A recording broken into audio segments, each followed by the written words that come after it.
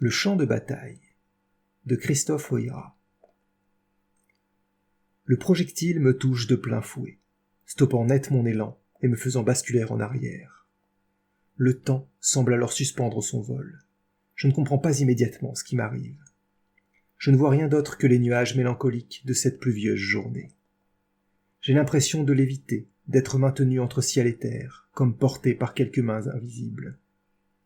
Puis, une douleur me foudroie, lancinante, intense.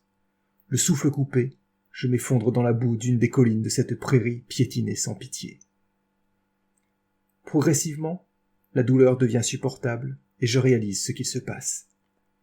La peur m'envahit soudain. Je ne veux pas mourir, pas maintenant, pas si jeune. Je suis encore aux prémices de ma vie, j'ai encore tant de choses à découvrir. Cette journée avait pourtant commencé comme toutes les autres depuis ma mobilisation. Rien ne laissait présager que ma vie prendrait fin aujourd'hui, que toutes les promesses de mon avenir me seraient ainsi ôtées par cette guerre inepte que jamais je n'ai voulu et que, très vite, j'ai appris à détester. Elle dénombre déjà tant de victimes, tant de soldats tombés pour s'être simplement trouvés au mauvais endroit, au mauvais moment. Toute l'absurdité d'une bataille résumée dans un instant de malchance. Car c'est bien de malchance dont il s'agit. Que l'ennemi m'ait délibérément visé, ou que ce soit par hasard, par chance, diraient ses compagnons, qu'il m'ait touché, cela importe peu. Le résultat reste le même. Je serai une victime de plus au tableau de cette foutue guerre. N'y a-t-il pas déjà eu suffisamment de morts ? Combien lui en faudra-t-il encore avant qu'elle ne soit rassasiée ? Combien de vies gâchées, de familles brisées, de femmes, qu'elles soient mères, épouses ou filles, éplorées. Cela ne suffit-il pas à présent ? Petit à petit, au fur et à mesure que ma douleur semble s'estomper, je reprends vaguement conscience du monde qui m'entoure. Dans le vacarme assourdissant des tirs et des obus, je redresse la tête avec difficulté et embrasse d'un seul regard tous les corps enchevêtrés. Combien parmi eux sont seulement blessés et pourront peut-être s'en sortir ? Ai-je la moindre chance d'être de ceux-là ? Je l'ignore, mais je sens le froid m'envahir, mon corps s'engourdir. Pas bon signe à ce qu'on dit. Exténué par l'effort, je laisse lourdement retomber ma tête dans la boue et ferme les yeux. Je n'ai plus la force d'esquisser le moindre geste à présent. Je sens la fin venir et je me fais à son inéluctabilité. Dans un dernier éclair de lucidité, je repense à mes parents que je laisse seuls, à mes amis avec qui je n'ai pas pu fêter l'obtention de mon diplôme avant d'être envoyé au front, à la femme que je ne connaîtrai jamais. Des souvenirs me reviennent alors en mémoire. J'ai la sensation de revivre ma vie, comme une sorte de bilan, comme lorsque je relisais ma copie d'examen avant de la rendre au surveillant. Toutes ces petites choses du quotidien, auxquelles on ne prête que peu d'attention, refont successivement surface avec une netteté étonnante. Si l'on met de côté ces dernières semaines de guerre, cette vie que j'ai vécue n'est pas si mal. Elle a connu sa part de bonheur. Mon seul regret, finalement, est qu'elle ait été si courte. Tellement courte. Et c'est sur cette ultime pensée que je me sens partir, mon esprit rejoignant le néant. Un instant passe alors. Un long moment lui succède. Puis 1 minute, 1 heure, une éternité. Pourquoi la mort, quelle que soit sa forme, ne vient-elle pas ? Et si je suis encore vivant, pourquoi n'y a-t-il plus un bruit autour de moi ? Voulant résoudre ce mystère, je parviens tant bien que mal à ouvrir les paupières, et je suis obligé de plisser les yeux pour les habituer au soleil radieux qui réchauffe l'atmosphère, mais pas moi. Je découvre alors avec stupeur que la prairie semble n'avoir jamais connu la bataille qui m'a coûté la vie. Elle est couverte d'herbes hautes, ondulant au gré d'un vent rafraîchissant. Serait-ce le paradis ? Cette croyance ancestrale aurait-elle un quelconque fondement ? J'essaie de me lever, mais mon corps ne semble pas avoir recouvré la moindre force. Je me résigne donc à attendre, dans l'espoir qu'un court repos me redonne un peu d'énergie. Et je finis par fermer les yeux pour les protéger de l'éblouissement. Après un temps indéterminé, j'entends un air de flûte accompagné par des tambours. Qu'est-ce que ça peut être ? Si je suis bien au paradis, seraient-ce des anges qui viennent m'accueillir en musique ? Je rouvre alors péniblement les paupières et découvre, non sans surprise, des rangées de soldats vêtus de pantalons blancs et de vestes bleues. Ils ont tous de hauts chapeaux noirs surmontés d'une plume et un fusil à baïonnette sur l'épaule. Certains d'entre eux poussent de lourds canons. Je comprends qu'il s'agit de soldats napoléoniens. Mais que font-ils ici? Sont-ils le délire hallucinatoire d'un mourant refusant sa propre fin? Ou bien la preuve que mon esprit est emporté par les ailes de la folie? Quelle que soit la raison de leur présence ici, tous s'arrêtent soudainement en même temps que la musique. Face à eux, une autre armée, tout aussi ordonnée.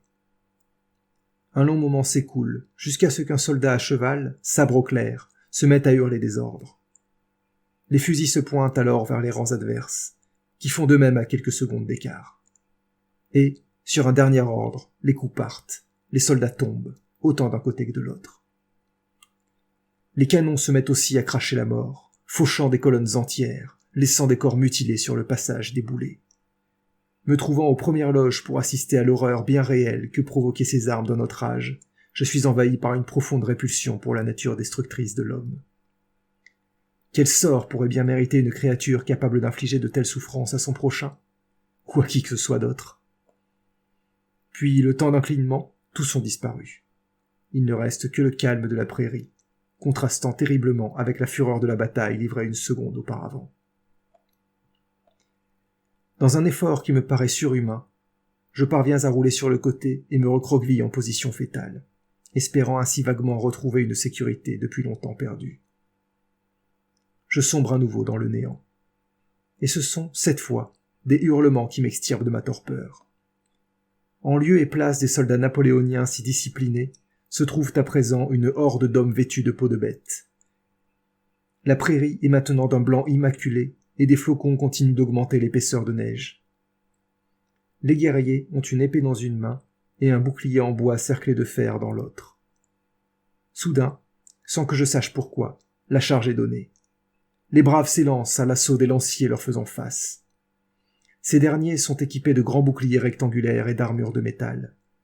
Ils semblent être bien moins désordonnés que leurs adversaires. Lorsque les deux camps se rencontrent, c'est heurts et violences, n'ayant parfois même pas le temps de porter une estocade, se rentrant simplement dedans et tombant à la renverse, poussés puis piétinés par les autres. Puis les lances et les épées se mettent à tournoyer, empalant et tranchant à n'en plus finir. C'est une véritable boucherie. Chaque nouvelle bataille à laquelle j'assiste est plus sanglante que la précédente. Mais pourquoi vois-je tout cela?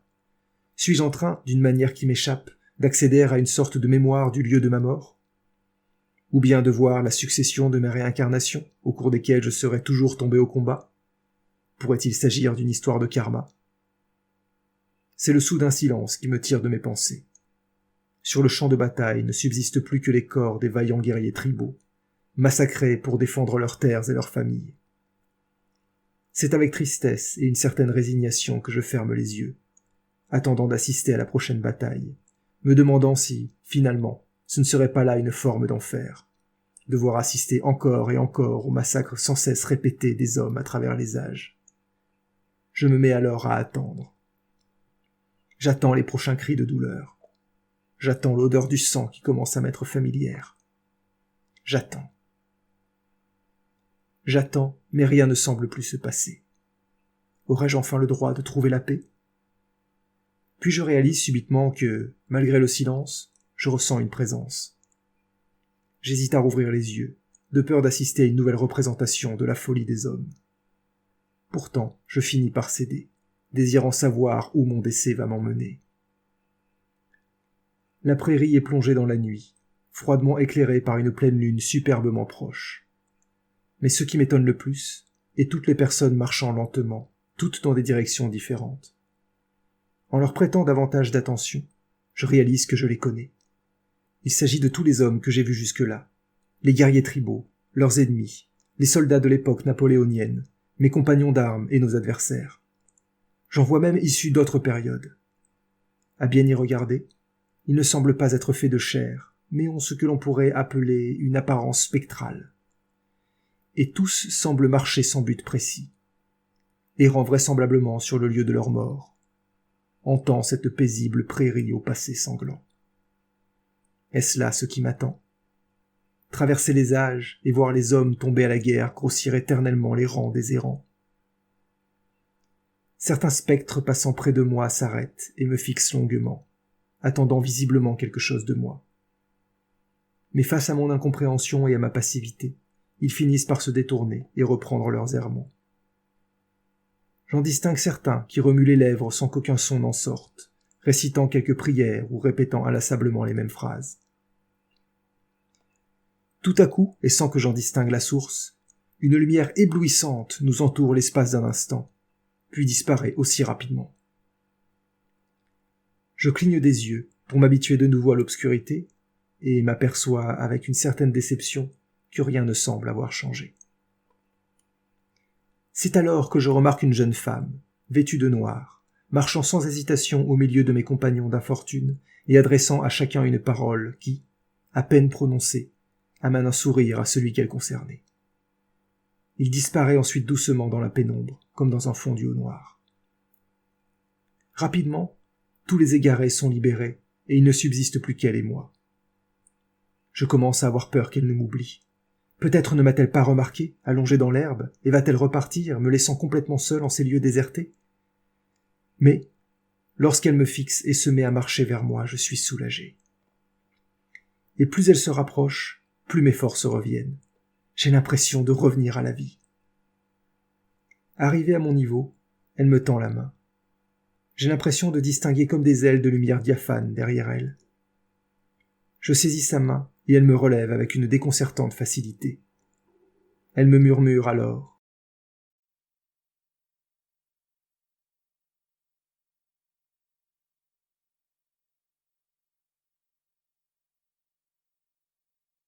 Je lui souris en retour et la suis sans hésiter. Une dernière pensée m'effleure. C'est finalement dans la mort que j'aurai rencontré celle qui eût pu combler ma vie. Et, bien plus qu'une vie, c'est l'éternité que je passerai à ses côtés.